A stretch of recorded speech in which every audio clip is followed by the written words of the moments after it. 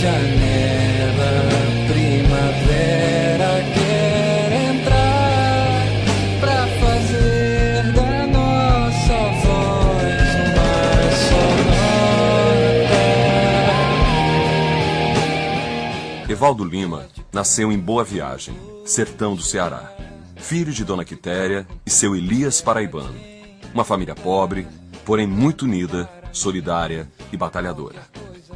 O mais novo de uma família de 8 filhos, crescendo em uma cidade que não oferecia oportunidades de trabalho. Sonhava em ver o mar. Então ele só ouvia falar, né, rapaz?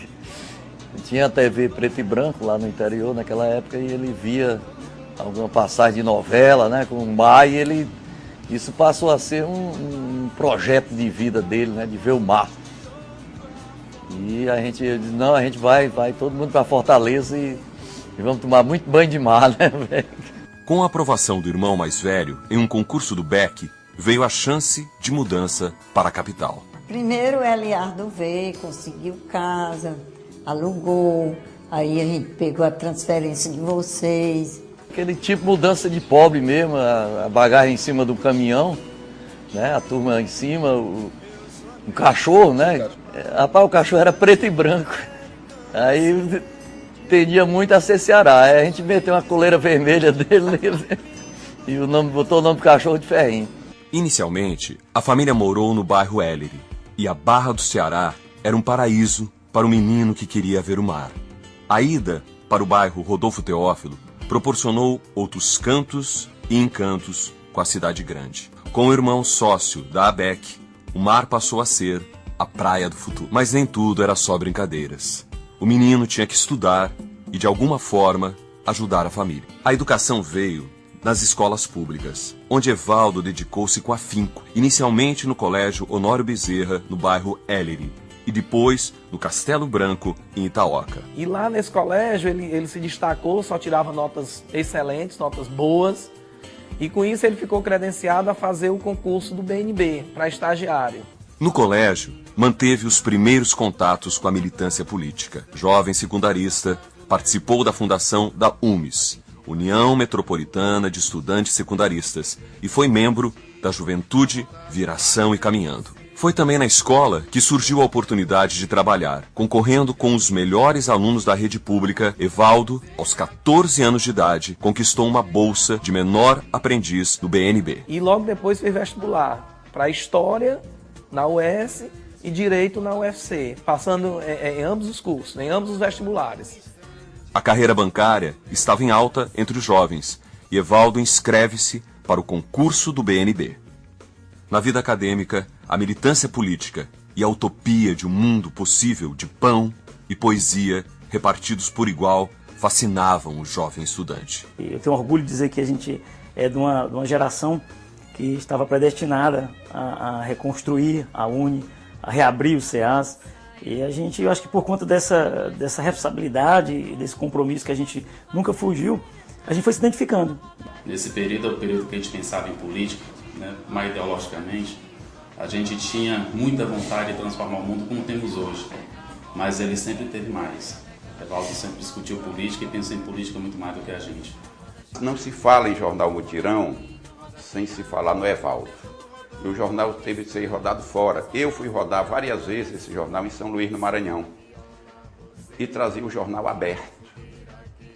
E chegava da rodoviária, já ia direto para o apartamento da Elzinha. E nós íamos dobrar o jornal. E o Evaldo, muito entusiasmado, era pequeno, mas parecia que ele compreendia já a importância daquele jornal para a sociedade, para a democracia. Determinado, corajoso e com forte espírito de liderança, Evaldo foi eleito presidente do Centro Acadêmico Caldeirão de História e membro do DCE. Abraçou lutas do seu tempo: socialismo, questão ambiental.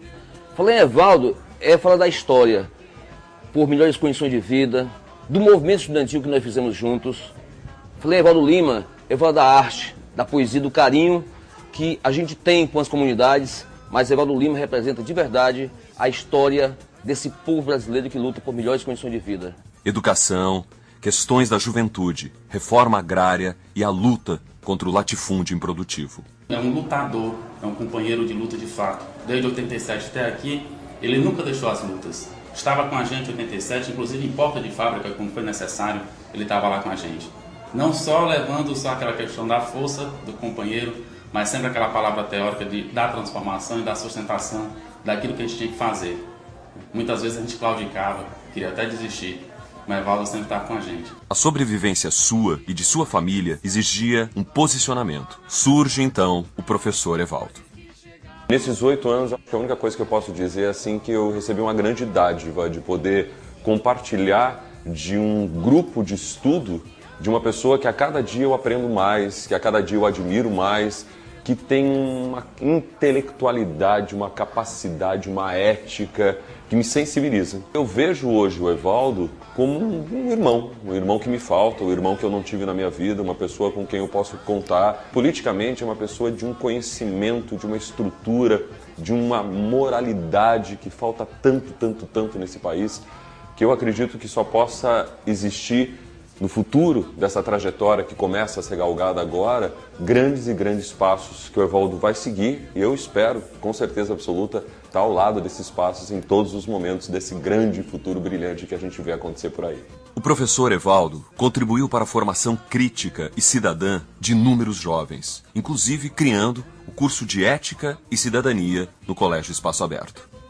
Formado em História, bacharel em Direito pela UFC, e apresenta o quadro Historiador na TV, quadro de grande importância cultural e histórica para Fortaleza. Eu imitava o Evaldo, mas eu imitava sem ele ver, né? Até que o pessoal disse que eu imitava ele, disse pra ele que eu imitava, e aí eu tive que imitar na frente dele, aí ele sempre pedia pra eu imitar, né?